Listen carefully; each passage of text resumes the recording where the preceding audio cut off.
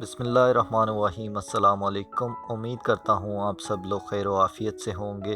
ایک نئی ویڈیو کے ساتھ آپ کی خدمت میں پھر سے حاضر ہوئے ہیں، اور آج کی ہماری ویڈیو کا ٹاپک یہ ہے کہ پی ٹی آئی کے جتنے منسٹرز ہیں، جتنے ان کے رہنما ہیں، وہ صرف بدمعاشی پہ اترے ہوئے ہیں، اور ان کے پاس کوئی کام تو ہے نہیں لیکن صرف بدمعاشی پہ اترے ہیں۔ اب یہ ہوتا ہے کہ فرانس کے اندر ان کی ایک ویڈیو لیک ہوتی ہے جس کے اندر وہ کچھ صحافیوں پہ بہت برہم ہو رہے ہیں، اور وہ یہ کہہ رہے ہیں، ان کو گالم گلوچ کرتے نظر آ رہے ہیں۔ اس حوالے سے میرے پاس کچھ ویڈیوز بھی آئی ہیں، میں آپ کے ساتھ وہ ویڈیوز بھی شیئر کروں گا۔ میں آپ کو یہ بتاتا چلوں شہریار افریدی صاحب کے بارے میں ایک شارٹ سا انٹروڈکشن میں آپ کو دیتا چلوں۔ شہریار افریدی صاحب کون ہیں؟ شہریار افریدی صاحب کی ایک پہچان ہے، میں نے جان اللہ تعالیٰ کو دینی ہے، اس نام سے بڑے مشہور ہیں یہ۔ شہریار افریدی صاحب پہلے منسٹر فار نارکوٹکس بھی رہے ہیں، اسی طرح انٹیریئر منسٹری بھی وہ انجوائے کر چکے ہیں، اور اب جو ہے وہ کشمیر کمیٹی کی سربراہی بھی کر رہے ہیں۔ اب کشمیر کمیٹی کی سربراہی کرتے ہوئے وہ ایک بیرونی دورے پر گئے ہوئے تھے فرانس میں، جہاں پہ کشمیریوں نے ایک کانفرنس آرگنائز کروائی ہوئی تھی کشمیر کے حوالے سے۔ کشمیر کوز کو آپ مزید اس کے لیے آواز اٹھائیں۔ اس طرح کے جو بے شرم منسٹرز ہیں، انہوں نے کشمیر کے لیے کیا آواز اٹھانی ہوتی ہے، بلکہ مزید پاکستان کے لیے جگ ہنسائی کا کام کرتے ہیں۔ وہاں پہ ایک صحافی تھے جن کا نام یونس خان تھا، انہوں نے اس تقریب کے دوران ایک سوال پوچھا ان سے، شہریار افریدی صاحب سے، اور وہاں پہ کچھ گرما گرمی بھی ہو گئی بعد میں۔ وہ ویڈیوز میں آپ کے ساتھ شیئر کرتا ہوں، وہ ویڈیو دیکھیے، پھر جو ہے ہم آپ کے ساتھ مزید بات کرتے ہیں۔ میرا آپ سے یہ سوال ہے کہ آپ پارلیمانی چیئرمین ہیں، آپ کا کام دنیا کے وانوں تک کشمیر کا مقدمہ پہنچانا ہے۔ آپ یہاں پہ فرانس میں آئے کہ آپ نے یہاں پہ کسی طریقے ہیں کہ آپ فرانسیسی پارلیمنٹیرین سے کشمیر کاس کی بات کی ہے، یہاں پہ ہم سارے پاکستانی ہیں، کشمیر کے حوالے سے ہم احتجاج کرتے رہے، یہ ہمیں تو ازبر یاد ہو چکا ہے۔ ہمیں یہاں پہ گوروں کو، یہاں پہ فرنٹ گورنمنٹ کو بتانا ہے کہ آپ نے اس حوالے سے کچھ اقدامات کیا، کسی سے ملنے دیکھتے ہیں کیا پلیز آپ کا نام کیا ہے؟ یونس خان۔ یونس بھائی، مجھے میگرین ہوتا ہے، آدھے سر کرتا ہے، آئی نیڈ یور اٹینشن۔ تو میں یہاں پہ علاج کرنے پہلے 2-3 دن علاج کرنے کے لیے ایک ڈاکٹر کو مجھے بتایا گیا تھا۔ میں جیسے آیا تو میں نے اپنی ٹیم کو آن بورڈ لیا، میں نے کہا مجھے تھوڑے دن دے دیں، اس کے بعد یہاں پہ کلچر ڈفرنٹ ہے، یہاں پہ 1 مہینہ پہلے آپ نے اپوائنٹمنٹس لینی ہوتی ہے پارلیمنٹیرین سے، تھنک ٹینک سے، ایک پراپر چینل ہے۔ آپ جب باہر سے آتے ہیں، اپنے ملک کی یہاں پہ کچھ ریکوائرمنٹس ہیں۔ میرا وزٹ یو ایس کا تھا، یو ایس کے اسٹیک ہولڈرز کا تھا، اور یہاں پہ اور اٹلی میں اپنی کمیونٹی اور کشمیری کمیونٹی کو ریچ آؤٹ کروں گا۔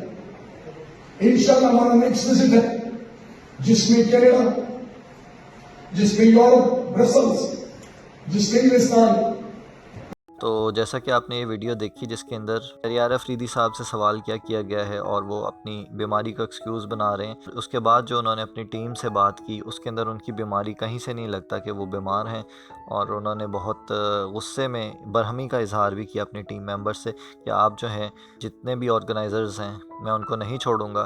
وہ آڈیو بھی میں آپ کے ساتھ شیئر کرتا ہوں جس کے اندر شہریار افریدی صاحب کی زبان آپ دیکھیے گا کہ یہ جو پی ٹی آئی کے منسٹرز ہیں کس قدر غلاظت منہ سے جب اگلتے ہیں، پوری دنیا کے اندر ہماری جگہ سائی ہوتی ہے۔ وہ ذرا زبان سنیے گا، پھر میں آپ کے ساتھ مزید بھی بات کرتا ہوں۔ بابر بھائی، آپ نے بلایا تھا، آپ کے ایونٹ میں آیا، آپ نے مجھے کہا سوالات، میں نے کہا کہ میں سوالات کا جواب نہ دوں تو یہ کل کو کہیں گے ڈر رہا ہے، بھاگ رہا ہے۔ میں نے آپ کے لیے اوپن فورم رکھا۔ اب آپ کو پتہ ہے کہ کون سور ہے، کون کتا ہے، کون انسان کا بچہ ہے، میں تو نہیں رہوں گا فرانس میں، آپ کو پتہ ہے۔ وہ جب کوشچن کر رہا تھا، آپ کیوں چپ تھے؟ آپ نے اس سے پوچھا، آپ دونوں نے، آپ کی تنظیموں نے اس سے پوچھا کہ تم نے خبر کس چیز لگائی ہے؟ جی میں نے پوچھا۔ کیا پوچھا؟ مجھے تو کوئی ریزلٹ نہیں آیا، تو ابھی بھی مجھے فون کر رہے ہیں۔ مجھے اس نے یہ کہا ہے کہ افضال ڈال صاحب کے فون پہ میری بات ہوگی ہے شہریار ہوئی ہے۔ ہوئی ہے؟ کیا بات ہوئی ہے؟ بات یہی ہوئی ہے کہ آپ نے یہ خبر کیوں لگائی ہے؟ تو بابر بھائی آپ ناراض نہ ہو، میں منافق نہیں ہوں، میں یہاں پہ ہنستے ہنساتے ابھی آپ سب کے ساتھ ملوں۔ آپ لوگوں نے میری عزت کا جنازہ نکالا ہے، آپ نے نکالا ہے، میں نہیں جانتا تھا ان کو، آپ نے مجھے, آپ کو میں بڑا سمجھتا ہوں, عزت سمجھتا ہوں. شہریار کی بات ہوتی تو میں آپ کے پاؤں کی جوتے کے برابر ہے. یہ پاکستان کی بات ہے. آپ نے پاکستان کی ماں بہنیں کی ہے ایک بغیرت آدمی کے آگے. اس دلے کے ساتھ ابھی کیا کریں گے؟ یہ کہنا کہ ہاں اس کو نہیں کرنا چاہیے تھا. اس کو پوچھو, اس کو رگڑو. اگر آپ کشمیری ہو اور حلالی ہو, اور اگر آپ پاکستانی حلالی ہو, میک ایم اکاؤنٹیبل دیٹ بغیر. یہ کیا بات ہوئی؟ کل کو کوئی کسی کی بےزتی کرے گا, آپ اس کو یار ہم نے چھوڑ دیا. میں آپ لوگوں کو نہیں چھوڑوں گا. لا الہ الا اللہ محمد رسول اللہ, میں آپ لوگوں کو نہیں چھوڑوں گا اگر آپ نے ان سے نہ پوچھا. صاحب اس کا یہی ہے کہ آپ تو کل جا رہے ہیں, تو میں اور چودھری رزاق صاحب, بابر بھائی اور مرزا صاحب ہم میٹنگ بٹھا دیتے نا. ہمارا کام نہیں ہے. جن کا پروگرام تھا ان کا حق بنتا ہے بات کرنا, ٹھیک ہے نا. ہمارا کیا حق ہے اس میں؟ ہم نے کون سا کیا ہے؟ ٹھیک ہے نا, کام ہی نہیں ہے مرزا صاحب. نہ آپ کا کام ہے, نہ طاہر بھائی کا کام ہے, نہ وجاد کا کام ہے, نہ کسی اور کا, کسی کا. یہ کام ہے بابر بھائی کا اور ان کا کام ہے. ان سے پوچھیں. جنہوں نے دیکھو پروگرام, ان کا حق بنتا ہے, کسی اور کا نہیں حق بنتا, ٹھیک ہے نا. جیو خبریں چلا رہا ہے. نہیں, it's not about excuse. Excuse تو ہوتا ہی ہے. اس کا کیا ہے؟ پھر صحیح کہہ رہے ہیں, اس کا کیا ہے, کیا کرنا چاہیے؟ تو جیسا کہ آپ نے یہ آڈیو سنی جس کے اندر شہریار افریدی صاحب کیسی زبان استعمال کر رہے ہیں, تو میں وہ زبان دہراتے ہوئے بھی مناسب نہیں رکھتا کہ اس طرح کی زبان جو ہے وہ دہرائی جائے. پی ٹی آئی کے جتنے بھی منسٹرز ہیں ان سے جب بھی بات کی جاتی ہے ان کی زبان سے ہمیشہ غلاظت ہی نکلتی ہے. وہ جب بھی منہ کھولتے ہیں وہ جو غلاظت ان کے دماغوں میں بھری گئی ہے, 126 دن کا جو دھرنا تھا اس کے اندر جو غلاظت ان کے دماغوں میں پلانٹ کی گئی تھی, آج وہ غلاظت جو ہے ان کے منہ سے بھی نکلتی ہے. شہریار افریدی صاحب کے بارے میں آپ کو تھوڑا سا پاسٹ میں بھی لے چلوں تو ان کا انٹروڈکشن آپ کو دیتا ہوں کہ انہوں نے دین کو, اللہ تعالیٰ کی ذات کو کس قدر انہوں نے ایسے مذاق سمجھا ہوا ہے, اور یہ دین کو کیسے مذاق سمجھتے ہیں. اللہ تعالیٰ کی قسمیں کھا لیتے ہیں, اللہ کو مختلف پلیٹ فارمز کے اوپر کھڑے ہو کر یہ کہہ دیتے ہیں کہ میں نے جان اللہ تعالیٰ کو دینی ہے, اور کس دھڑلے کے ساتھ یہ لوگ جھوٹ بولتے ہیں. تو میں آپ کو یہ بات بتاتا چلوں کہ انہوں نے رانا ثناء اللہ صاحب پہ جب وہ فیصل آباد سے نکلے تو ان کے اوپر 15 کلو چرس کا کیس ڈال دیا. پھر یہ ہوتا ہے کہ یہ مختلف فورمز پہ جاتے ہیں, وہاں جب بھی صحافی ان سے سوال کرتے ہیں کہ آپ نے 15 کلو چرس کا جو ان کے اوپر کیس ڈالا اس کی ویڈیوز, اس کی کوئی ثبوت آپ کے پاس ہوں گے, تو یہ ہر فورم پہ یہی کہتے تھے کہ میں نے اللہ تعالیٰ کو جان دینی ہے, میرے پاس تمام ثبوت ہے, میں آپ کو تمام ثبوت دکھا دوں گا. آج کل کرتے کرتے کرتے انہوں نے 6 ماہ گزار دیے. اور اسی طرح ہماری عدالتیں بھی ہم دیکھتے ہیں کہ دنیا کا بدترین نظام جو ہے وہ عدالتوں کا وہ ہمارے پاس ہے, اور 126ویں نمبر پر ہمارا شمار ہوتا ہے 130 میں سے. تو عدالتوں نے بھی وہ ثبوت مانگتے رہے, اسی طرح 6 ماہ گزر گئے, اور آخر کار عدالت نے یہ کیا کہ ثبوت نہ ملنے کی وجہ سے انہوں نے یہ فیصلہ دے دیا اور رانا ثناء اللہ صاحب کو بیل مل گئی. یہ پولیٹیکل وکٹمائزیشن تھی, اور اس کا جو ہے وہ حقائق سے کوئی تعلق نہیں تھا, اور شہریار افریدی صاحب نے صرف اس لیے کیس ڈالا کیونکہ یہ پولیٹیکل وکٹمائزیشن تھی. ایک دوسری پارٹی سے وہ تعلق رکھتے تھے. رانا ثناء اللہ صاحب کو ہم سب جانتے ہیں کہ وہ کچھ تلخ بیان دیا کرتے تھے, اور جس کی وجہ سے ان کو یہ تمام جو چیزیں ہیں وہ فیس کرنا پڑیں.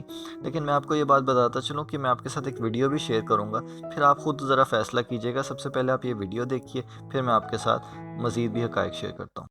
ہم نے جان اللہ کو دینی ہے. آج آپ کے توسط سے یہ میسج ہے, سب سے زیادہ نظر مجھ پہ رکھیں, میں نے اللہ کو جان دینی ہے. اگر میری ذات کی بات آئے تو پوری پاکستانی قوم سن رہی ہے, مجھے الٹا لٹکایا جائے, پھانسی دی جائے.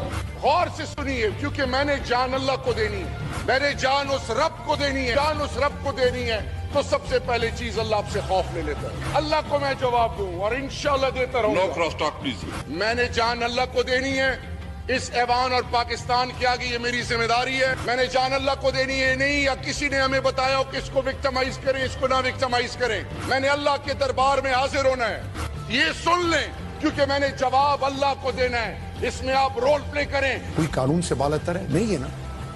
میں نے اس رب کو جان دینی, اور میں نے آپ کے پروگرام میں کلمہ پڑھا تھا. میں نے خود اپنی آنکھوں سے دیکھے, میں نے جان اللہ کو دینی. میں ایک سے بات بتاؤں, سردار ایاز صادق صاحب اور مریم اورنگزیب اور یہ سارے, میں نے ان کو کہا کہ آپ شہریار کو جانتے ہیں؟ انہوں نے کہا جی ہم آپ کو جانتے ہیں. لا الہ الا اللہ محمد رسول اللہ. پھر مجھے کلمہ پڑھنا ہے کہ ہم آپ کو دیکھ کے ہم مطمئن ہیں کہ جو ہوگا صحیح ہوگا. میں پہلے بھی آپ کے پروگرام میں کہہ چکا ہوں اور آج بھی کہ میں نے جان رب کو دینی ہے. जान रब को देनी है, वहाँ वीडियो कोड को देनी है। मैंने जान अल्लाह को देनी है, मैंने वो तमाम वजीर है, आपसे सवाल पूछा जाता है, आप कलमे पढ़ना शुरू कर देते हैं। हम कब कह रहे कि आप अच्छे मुसलमान नहीं हैं? सर, आपने जाती तौर पर ऐसे शवाहिद देख लिए हैं सारे जिसकी बिना पर आप कन्विंस हो और कन्विक्शन के साथ ये कह सकें कि हाँ राना सनाउल्लाह मुजरिम है? वसीम भाई, मैंने जान अल्लाह को देनी है, बार बार मैंने कह चुका हूँ। जी सर।